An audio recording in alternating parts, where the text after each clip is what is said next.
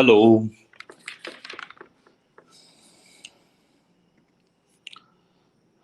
good evening, everybody. Good evening, and we will continue reading the book Rich Dad Poor Dad. We were reading the chapter 2. Chapter 2 deals with why financial literacy is important. Why financial literacy is important, and Rich Dad was talking about how to build assets and how to buy assets and not liabilities, and how to buy assets, how to build assets, all of this. Assets and liabilities was what Rich Dad was talking about. Now we will go on to read rule number 1. You must know the difference between an asset and a liability and buy assets. If you want to be rich, this is all you need to know. It is rule number 1. It is the only rule. This may sound absurdly simple, but most people have no idea how profound this rule is. Most people struggle financially because they do not know the difference between an asset and a liability. Rich people acquire assets. The poor and middle class acquire liabilities that they think are assets, said Rich Dad. When Rich Dad explained this to Mike and me, we thought he was kidding. Here we were, nearly teenagers and waiting for the secret to getting rich, and this was his answer. It was so simple that we stopped for a long time to think about it. What is an asset? Asked Mike. Don't worry right now, said Rich Dad. Just let the idea sink in. If you can comprehend the simplicity, your life will have a plan and be financially easy. It is simple. That is why the idea is missed.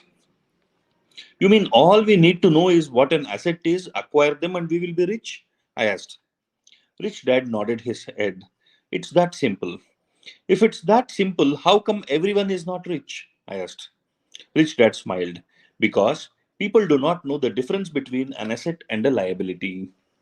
I remember asking, how could adults be so misguided? If it is that simple, if it is that important, why would everyone not want to find out? It took Rich Dad only a few minutes to explain what assets and liabilities were. As an adult, I have difficulty explaining it to other adults. The simplicity of the idea escapes them because they have been educated differently. They were taught by other educated professionals such as bankers, accountants, real estate agents, financial planners, and so forth. The difficulty comes in asking adults to unlearn or become children again. An intelligent adult often feels it is demeaning to pay attention to simplistic definitions.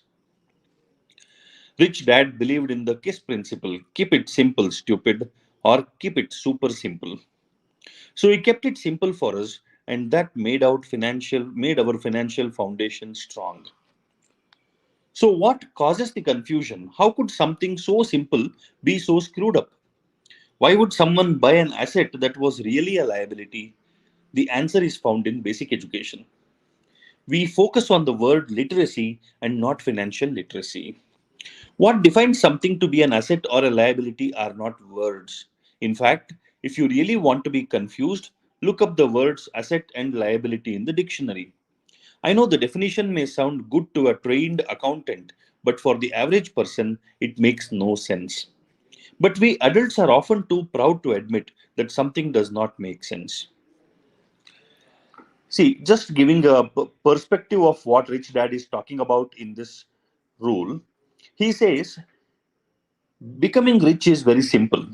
You have to understand what assets and liabilities are, and you have to buy assets, and you will become rich. You should not buy liabilities which appear like assets.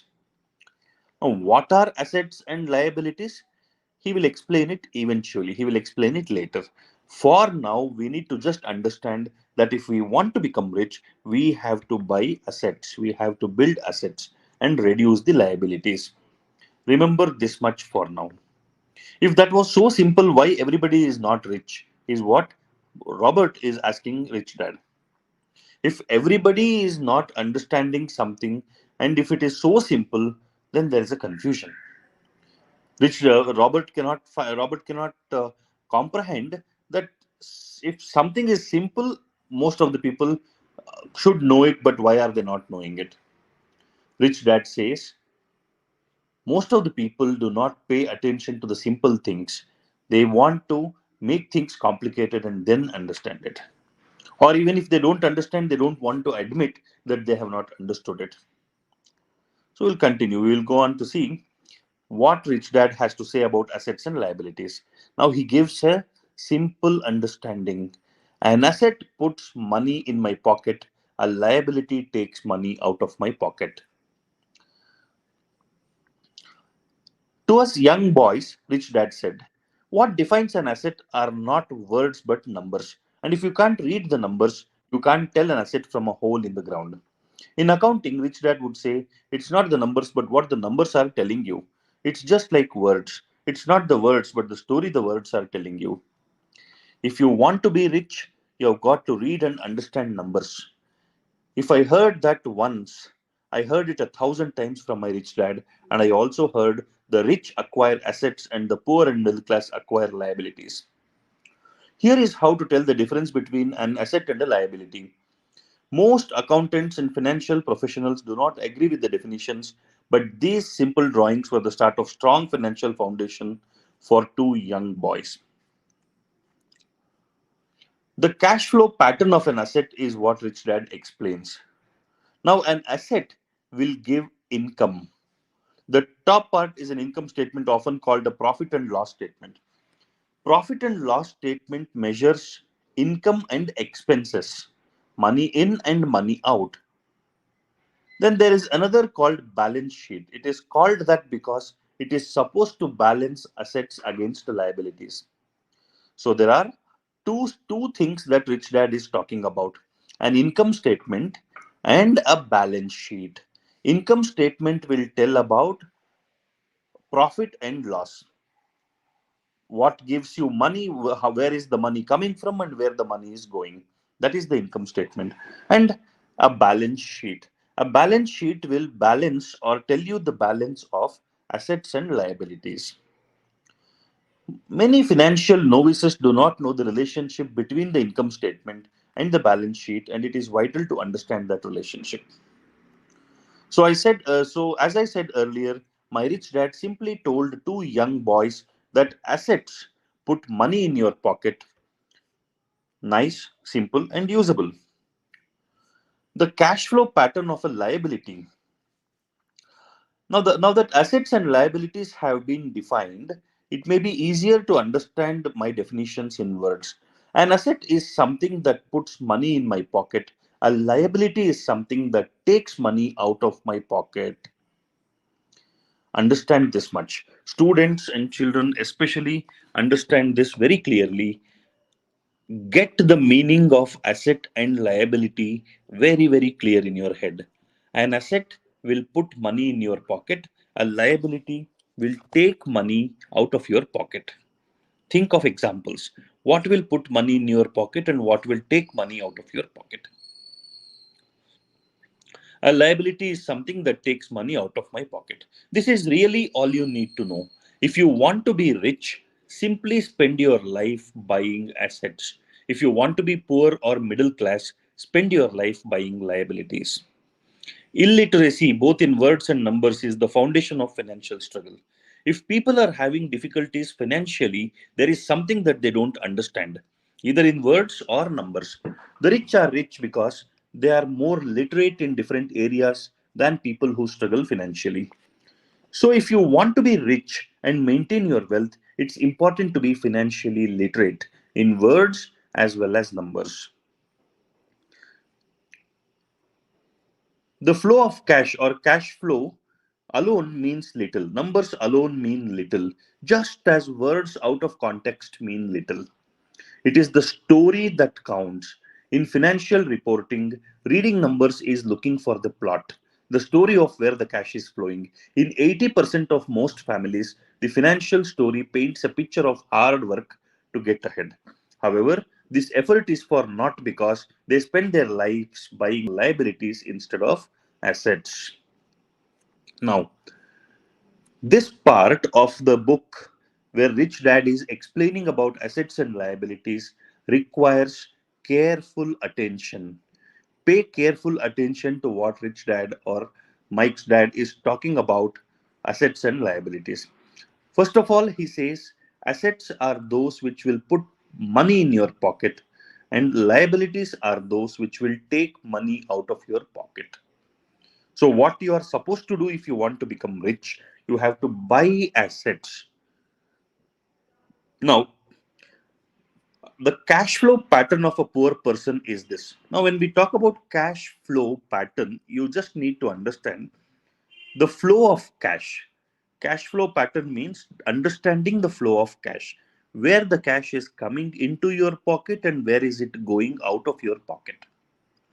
Now, the cash flow of a poor person is there is a job which gives income in the form of salary, and that salary is spent in the form of expenses for taxes, rent, food, transportation, clothes, etc., etc.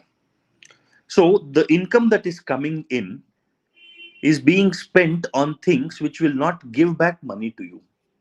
The balance sheet: no assets, no liabilities. You get that? No asset, no liability. That is the uh, balance sheet. That is the cash flow pattern of a poor person. He earns money, he spends on things which are the day-to-day necessities of life.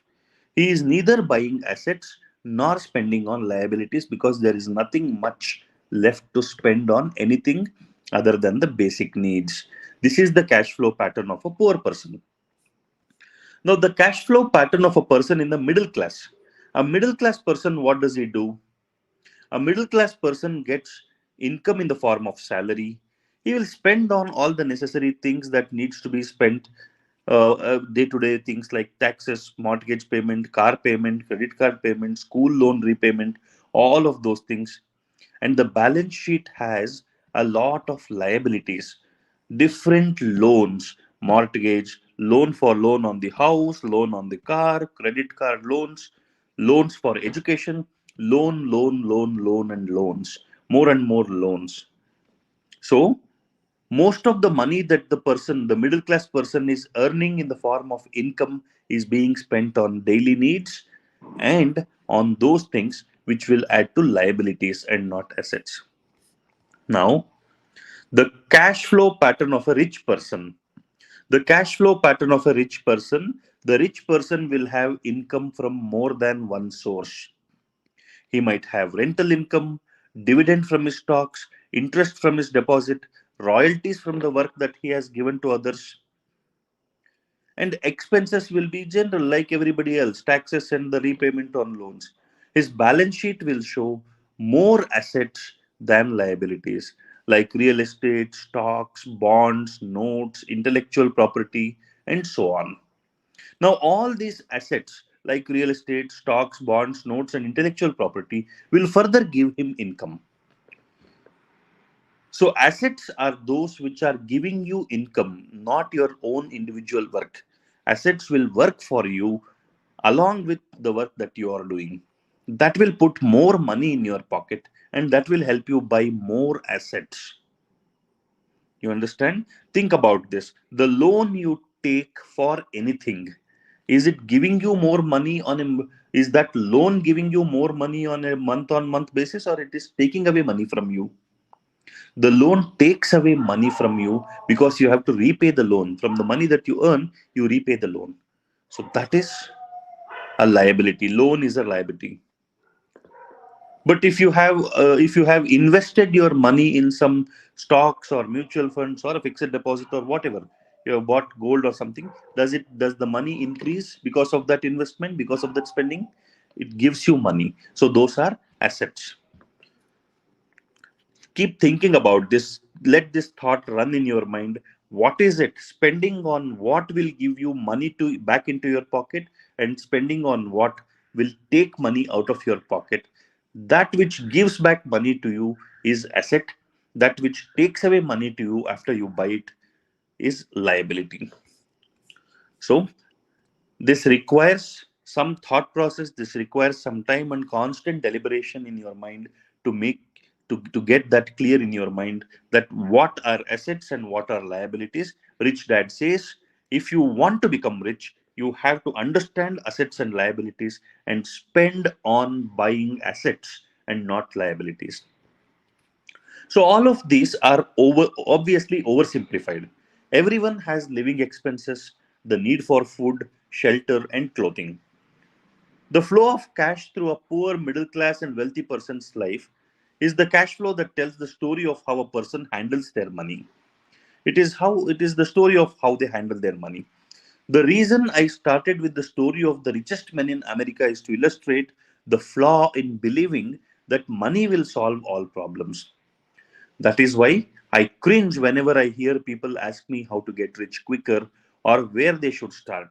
I often hear, I am in debt, so I need to make more money. But more money will often not solve the problem. In fact, it may compound the problem.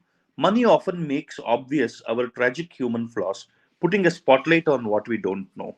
That is why, all too often, a person who comes into a sudden windfall of cash, let's say an inheritance, a pay raise, or lottery winnings, soon returns to the same financial mess, if not worse, than the mess they were in before.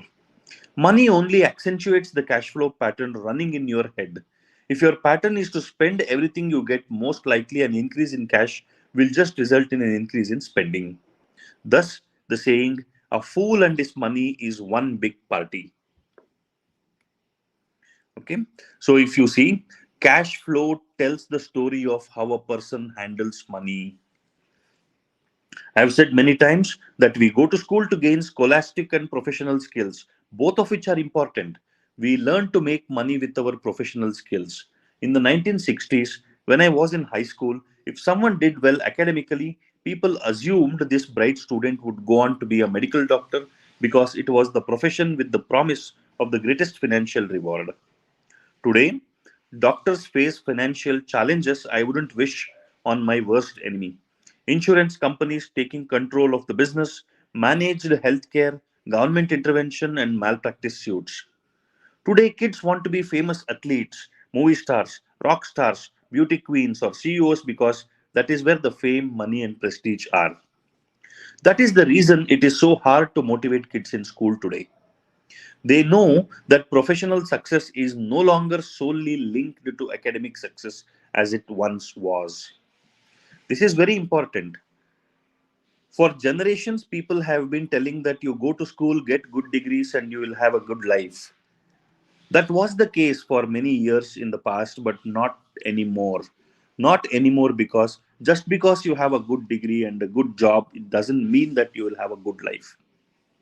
You will have many challenges and complications associated with everything. Unless you learn how to deal with those challenges and complications, you will not be able to become successful. Because the education system that we have in our country does not teach students, or train them on how to handle the challenges of life, it is very difficult to motivate youngsters of this generation to be committed to the education that they are getting in schools. Because students leave school without financial skills, millions of educated people pursue their profession successfully but later find themselves struggling financially. They work harder but don't get ahead. What is missing from their education is not how to make money, but how to manage money. It is called financial aptitude. What you do with the money once you make it, how to keep people from taking it from you, how to keep it longer, and how to make that money work hard for you. These are the things that require to be taught, that is required to be taught in schools. Most people don't understand why they struggle financially because they don't understand cash flow. A person can be highly educated, professionally successful, and financially illiterate. These people often work harder than they need to because they learned how to work hard but not how to have their money work hard for them. See, very, very important. People are being trained to work hard, but they don't have the education or the literacy to understand how to make money work hard for them. Okay. How the quest for a financial dream turns into a financial nightmare. The classic story of hardworking people has a set pattern. Recently married, the happy, highly educated young couple moves into one of their cramped rented apartments. Immediately, they realize that they are saving money because two can live as cheaply as one. The problem is the apartment is cramped. They decide to save money to buy their dream home so they can have kids. They now have two incomes and they begin to focus on their careers. Their incomes begin to increase. As their income go up, their expenses go up as well. The number one expense for most people is taxes. Many people think it's income tax, but for most Americans, their highest tax is Social Security. As an employee, it appears as if the Social Security tax combined with the Medicare tax rate is roughly 7.5%, but it's really 15% since the employer must match the Social Security amount. In essence, it is money the employer can't pay you. On top of that, you still have to pay income tax on the amount deducted from your wages for Social Security tax, income you never received because it went directly to Social Security through withholding. Going back to the young couple, as a result of their incomes increasing, they decide to buy the house of their dreams. Once in their house, they have a new tax called property tax. Then they buy a new car, new furniture, and new appliances to match their new house. All of a sudden, they wake up and their liabilities column is full of mortgage and credit card debt. Their liabilities go up. They are now trapped in the rat race. Pretty soon, a baby comes along and they work harder. The process repeats itself. Higher incomes cause higher taxes, also called bracket creep. A credit card comes in the mail, they use it and max it out. A loan company calls and says their greatest asset, their home, has appreciated in value. Because their credit is so good, the company offers a bill consolidation loan and tells them the intelligent thing to do is clear off the high interest consumer debt by paying off their credit card. And besides, interest on their home is a tax deduction. They go for it and pay off those high interest credit cards. They breathe a sigh of relief. Their credit cards are paid off. They have now folded their consumer debt into their home mortgage. Their payments go down because they extend their debt over 30 years. It is the smart thing to do. Their neighbors calls to invite them to go shopping. The Memorial Day sale is on. They promise themselves they will just window shop, but they take a credit card just in case. I run into this young couple all the time. Their names change, but their financial dilemma is the same. They come to one of my talks to hear what I have to say. They ask me, "Can you tell us how to make more money?" Did you relate to anybody around you or anybody that you have seen? The common thing that we see in India also. Somebody gets married, they move into their rented house or an apartment. The next thing is they want to make a house, they want to build a house. Now both of them start working hard, they build a house. And once they build a house, they have taken loan for that house. They start paying property tax for that house. They start repaying the loan on the house. Goes on and on. They buy a new car, new furniture. Everything comes at a cost, and they're buying by taking loans or by using their credit cards. Now, most of the income they are getting is going to pay off the loans, pay off the interest on the loans, repay the loans, and they would have taken long-term loans, 25, 30 years of loans, and their entire life goes in paying the loans that they have taken for one asset that they started to build, that is the house. Is it the smart thing to do? Most people think it is the smart thing to do, but Robert Kiyosaki says it is not the smart thing to do. He says, I run into many such young couple like this. Their names keep changing, but they're all the same. The trap they are getting into is all the same. They don't understand that their trouble is really how they choose to spend the money they do have. It is caused by financial illiteracy and not understanding the difference between an asset and a liability. More money seldom solves someone's money problems. Intelligence solves problems. There is a saying a friend of mine says over and over to people in debt. If you find you have dug yourself into a hole, stop digging. As a child, my dad often told us that the Japanese were aware of three powers: the power of the sword, the jewel, and the mirror. The sword symbolizes the power of weapons. America has spent trillions of dollars on weapons and because of this is a powerful military presence in the world. The jewel symbolizes the power of money. There is some degree of truth to the saying, remember the golden rule, he who has the gold makes the rules. The mirror symbolizes the power of self knowledge. This self knowledge, according to Japanese legend, was the most treasured of the three. All too often, the poor and middle class allow the power of money to control them by simply getting up and working harder, failing to ask themselves if what they do makes sense. They shoot themselves in the foot as they leave for work every morning. By not fully understanding money, the vast majority of people allow its awesome power to control them. If they used the power of the mirror, they would have asked themselves, does this make sense? All too often, instead of trusting their inner wisdom, that genius inside, most people follow the crowd. They do things because everybody else does them. They confirm rather than question. Often, they mindlessly repeat what they have been told. Diversify. Your home is an asset. Your home is your biggest investment. You get a tax break for going into greater debt. Get a safe job. Don't make mistakes. Don't take risks. It is said that the fear of public speaking is a fear greater than death for most people. According to psychiatrists, the fear of public speaking is caused by the fear of ostracism, the fear of standing out, the fear of criticism, the fear of ridicule, and the fear of being an outcast. The fear of being different prevents most people from seeking new ways to solve their problems. That is why my educated dad said the Japanese valued the power of the mirror the most, for it is only when we look into it that we find truth. Fear is the main reason that people say play it safe. That goes for anything, be it sports, relationships, careers, or money.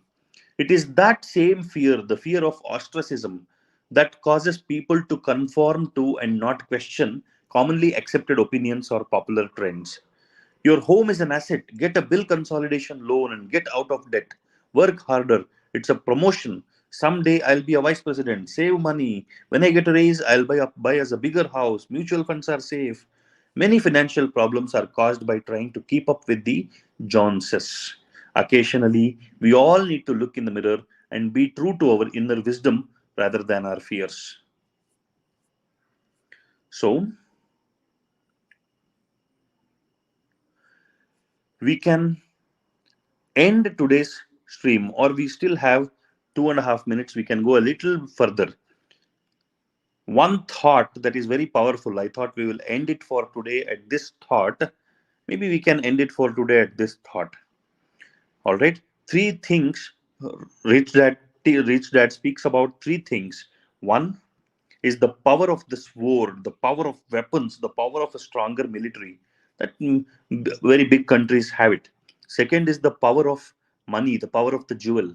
The third thing which he says is the most important is the power of the mirror. How often do we see in the mirror and analyze ourselves honestly? The more honest we are in asking questions, the most honest we are in finding answers, the more honest we are in trying to understand ourselves better, operate out of knowledge, the more better would be our lives. We don't want to look into the mirror because if we find the truth to be something different from what people believe, we are afraid to follow the truth. Because when we follow the truth, most of the people around are not in conformity to that, and that will make them question us. When people around us question us, we get scared. We are afraid. Most of the people get afraid of ostracism. Ostracism is being outcast, being rejected, being criticized, being being thrown out of the groups. All, all that we need to do, Robert Kiyosaki says, occasionally we all need to look into the mirror and be true to our inner wisdom rather than our fears. Stop worrying about what people will think. Stop worrying about conforming to everything that everybody does around. Stop expecting validation from the surroundings. Look into the mirror, see what the truth is, and follow the truth no matter what other people think of you, no matter what other people talk of you, or no matter what other people say about you. Irrespective of what happens around, look into the mirror and be true to the inner wisdom rather than the fears. This is a very powerful thought. This is the thought I want you all to go back and sleep over and strengthen in your mind that there will be no fear. I will have the courage. I have the courage to look into the truth, look into the mirror, develop the courage to face the truth and live a life of truth. I have the wisdom inside me to guide me on the path of success, to guide me on the right path. I will follow that wisdom and truthfully move towards the direction of my life's purpose and not be afraid. Face the fears, defeat the fears, and follow the inner wisdom to move towards the path that our inner wisdom drives us towards. Let this be the thought with which you all sleep. If there is anything, again, 30 seconds. If anybody has to say something, anybody has to ask something, few seconds for that. If there is nothing, we will end the stream for the day and continue with the reading and analysis of Rich Dad Poor Dad tomorrow. We have almost completed about 25% of the book. As we are going with the sessions, one session after another, the pace of reading is increasing and good. I hope everybody is understanding it and benefiting from the thoughts that Rich Dad Poor Dad is giving us. So, until we meet tomorrow, good night. See you all. Good night. Take care.